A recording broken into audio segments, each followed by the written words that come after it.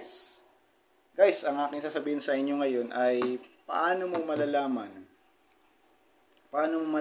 sa iyong motor kung yung mga gulong mo ay pumapalag na. Yung bushing ng iyong swing arm pumapalag na. Pati yung harapang gulong mo ay pumapalag, umuuga dahil sira ang mga bearing. At yung manibela mo naman, pag inatak mong kaunti, ay para bang umuuga pati yung mga knuckle bearing. So, paano mo malalaman na gano'n ng sira ng yung motor? Guys, simulan na natin.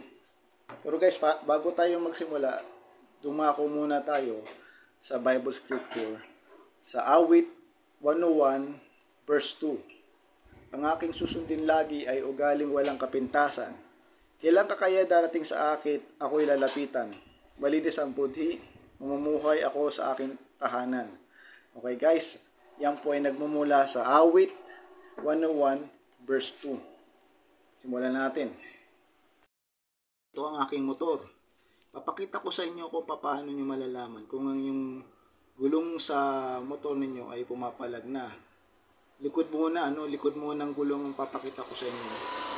So, susunod na natin ay yung bushing dito sa may swing arm. Okay? Ito pag-check niyan.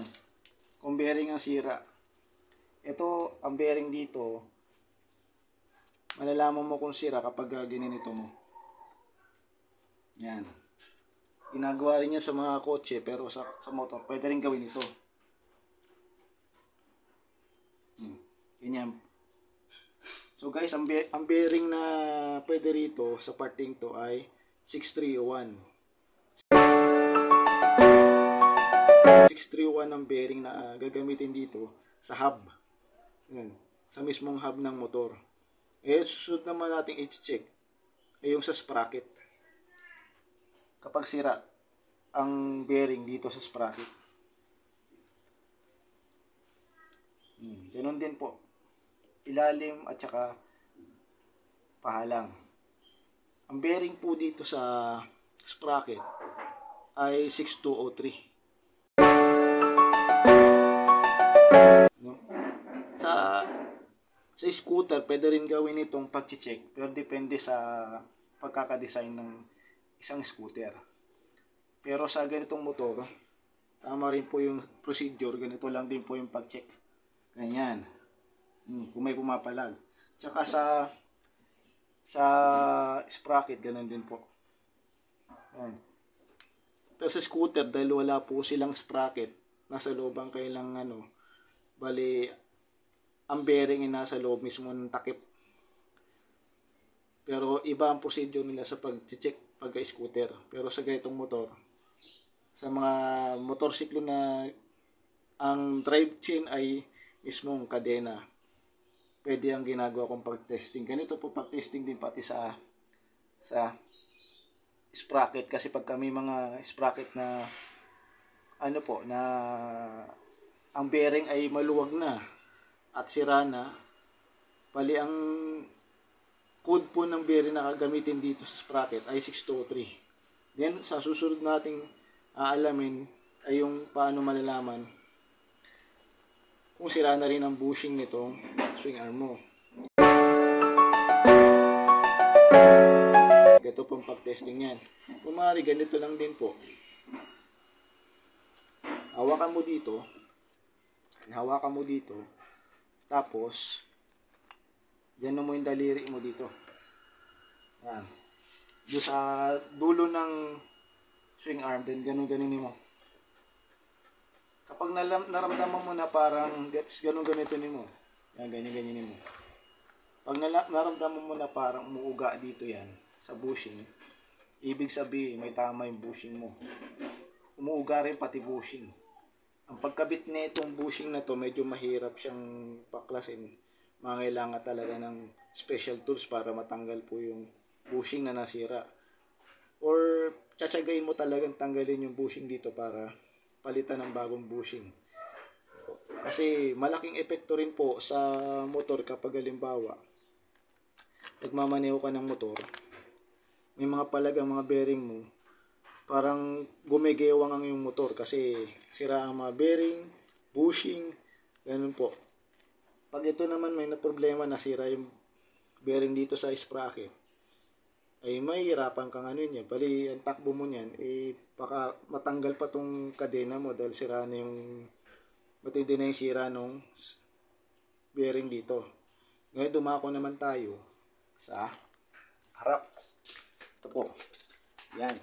Harap. Paano malalaman kung sa harap mayroon kang palag na bearing? Ang bearing na gagamitin dito ay 6301 din, kagaya yung nasa likod. Ito po yan.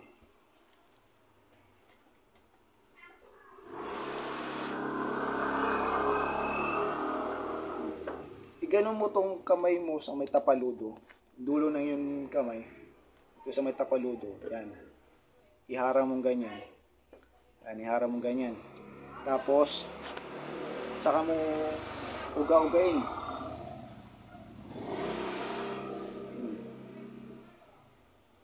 O haka mo dito para malaman mo na kung okay pa.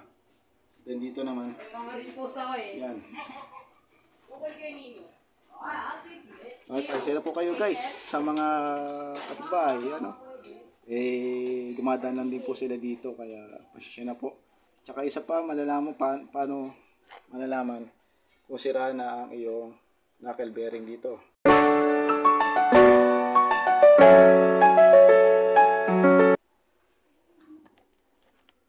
Ang knuckle bearing na gagamitin dito ay pang wave 100 or pang XRM. Ito. Hawakan mo dito, then hatak-hatakin mo.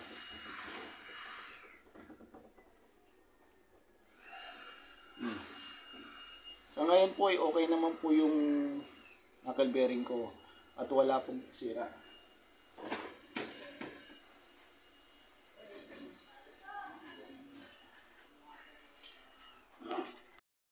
Ang testing kapag ikaw ay namdam mo na parang pumapalag ang gulong mo sa likod at sa harap, at pag nagmamanibela ka, yung manibela mo, napapansin mo na parang sumasayo yung harapan dahil may tama yung knuckle bearing mo. Ganun lang pag testing, malalaman mo yun, lalo na kung iniikot mo yung gulong tapos ugayin mo siya, ugayin mo yung mga gulong, ugayin mo rin yung mga knuckle bearing. Ugayin mo yung manibela, malalaman mo kung sira yung knuckle bearing. Ngayon, pagpalit ng knuckle bearing, tatanggalin lang po yung ibabaw ng manibela, yung cowling head. Then may tornilyo po yan sa motor na kailangan alisin. Then yung sa ilalim, pag tinanggal mo, kailangan tanggalin mo muna yung gulong bago mo alisin yung knuckle bearing.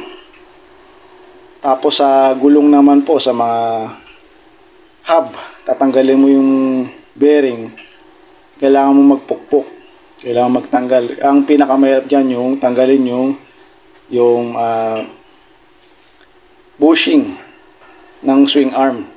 Alam ko po gagamit ka po dyan ng special tools. Pero kung talagang matyaga ka, pwede mong pukpukin din. Maliban na lang kung madali siyang matatanggal. Well, kalawang na rin eh. Okay guys, salamat din po sa aking panonood dito sa aking vlog. Kung bago pa lang kayo sa aking channel, please click follow sa aking Facebook account, Eric Oralio Motovlog. At sa YouTube, click subscribe sa YouTube. Okay guys, salamat po. Ride safe, God bless. Ingat.